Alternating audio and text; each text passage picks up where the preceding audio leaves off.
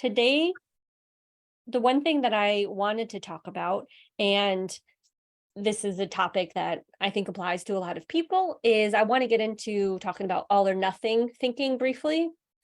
I'm curious if you've ever looked at it like this. Like all or nothing thinking, also referred to as black or white thinking. Um, it's where if it's not this, then it is this. Okay. If I did not do well on my test, I failed.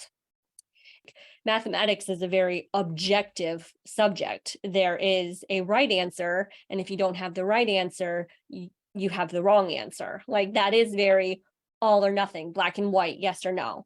So think about the objectiveness of what you are thinking about when you're using all or nothing thinking. Is it objective or is it a subjective matter? And when it's a subjective matter, there are more perspectives, there are more answers than black and white. There is a lot of gray in between.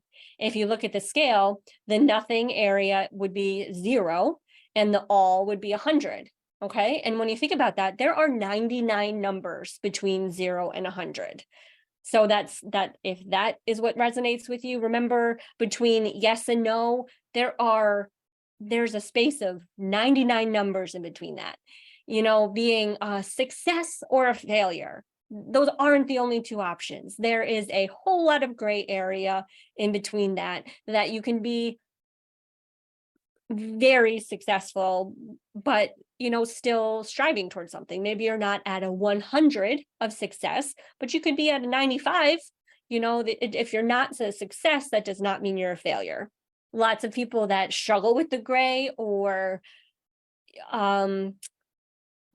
like to have perfectionism or logical or rational, they gravitate to all or nothing thinking, and they may gravitate to careers such as accounting, where you type in numbers, you either have the right answer or the wrong answer. But psychology, the world that I entered into for my career, is all about the gray. And I think that is why this is so important to me, because look at this. There's one line that is nothing. There's one line that is all or nothing. There is a much more space in the middle where the gray area is. So it's like one extreme is all, one extreme is nothing, but the majority of the space is the gray area.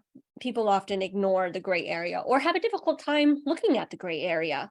So this could be even the way that we talk to ourselves, that success and failure example that I gave. If someone didn't get into the college that they wanted to get into, didn't have that success, I didn't get into the college I applied to, I'm a failure. That is not true. And that is all or nothing thinking. Those are the extremes. I didn't get in here, so I failed. So it's a way to soften our perspective. Black is a harsh color, white is a harsh color, gray is like the blending of the black and the white. Maybe that could be helpful at how you look at it. But it helps the way we talk to ourselves, the way we get along with other people. If someone has a perspective of something and I have a perspective of something, it doesn't mean one is correct and one is incorrect. Those are two extremes. There's gray area. Maybe some of what they're saying is beneficial or true. Maybe some of what I'm saying is beneficial or true. And then we can discuss it, and the ultimate answer may lie somewhere in that gray area. There's a policy in place at work, and the supervisors love it, the workers hate it. Maybe it's like a punch-in clock where I worked somewhere once, like if you didn't clock in within 5 minutes of your shift starting, that you lost like 15 minutes.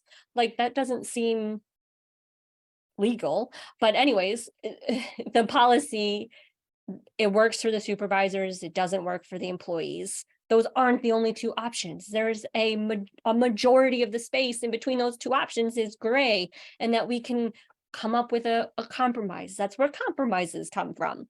And that's my take on all or nothing thinking. I do think that it is very common, and it's not always that easy to change. We have to be aware of it at first. So I'm hoping that some of the examples that I gave might pique your interest, like, oh yeah, I can relate to that. That just happened to me. And if you have other examples, I would love to hear them. Oh, another interesting part about all or nothing thinking. This can help with people that also come across as controlling or highly anxious and need to know, have certainty, etc., big planners. So with this all or nothing thinking, it's like, I need to know what's happening. That's at one end of the scale. And then you see people that are very go with the flow. They're very relaxed. They're like, whatever happens next happens. Whatever's supposed to be will be, etc. Like they have that mentality. I know I would love to have some more of that, and I'm working on it. I would not say that I'm at the extreme of needing to know and controlling and not comfortable with uncertainty. But I'm also not like go with the flow. But anyways, my point is that when we notice, like, I need to know, let's soften that a little bit. Let's find the gray area. Like, yes, I feel more comfortable when I know what's happening next, or I know what to expect.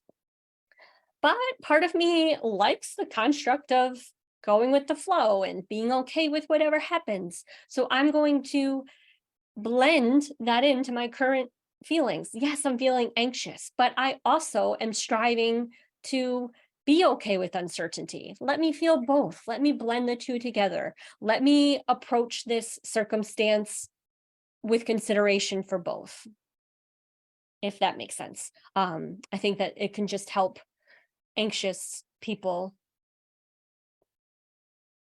accept uncertainty a little bit. And there sure is a lot of uncertainty in life. If you guys have questions, email me, comment below. I just really hope that we get to stay in touch. And thank you for watching this.